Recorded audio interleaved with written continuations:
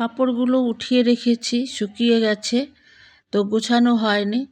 তো এখন একটুখানি টাইম পেলাম, তো কাপড়গুলো গুছোতে চলে এসেছি।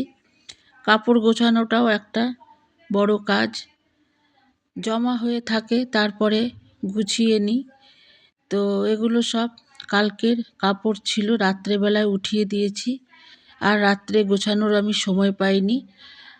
আর এখন সকাল থেকেও সময় পাইনি, এখন একটুখানি ফ্রি টাইম পেলাম, এখন এসে কাপড়গুলোকে আমি গুছিয়ে নিচ্ছি। তারপর যেয়ে আবার আমাকে রান্না করতে হবে।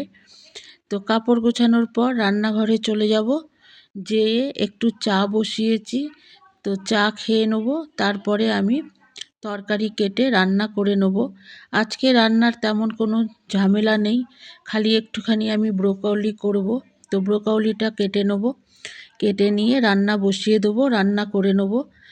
তো আগে কাপড়গুলোকে গুছিয়ে নিই, তারপরে যাব ওদিকে। চা বসিয়ে দিয়েছি কম আঁচেতে, তো আস্তে আস্তে হয়ে যাবে। সেই সময়টাতে আমি কাপড়গুলোকে গুছিয়ে নিচ্ছি। কাপড়ও হয়ে যায় অনেক, শীতকালে তো আরও বেশি কাপড় হয়, কাচতেও যেরকম আবার গুছাতেও আবার সেরকম সময় লাগে।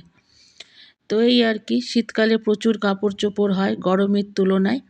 তো এদিকে রান্নাঘরে আমার চাও হয়ে গেছে, কম আঁচে বসিয়ে দিয়েছিলাম বলে চাও হয়ে গেছে। এবার এই ব্রোকলিটাকে কেটে নেব, কেটে আমি তরকারি করে নেব। আর একটুখানি ভাত আছে।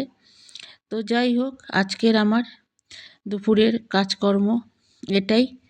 তো আজকের মতন এখানেই শেষ করছি। আবার দেখা হবে নিউ ব্লগে। তোমরা সবাই সুস্থ থেকো, ভালো থেকো, টাটা।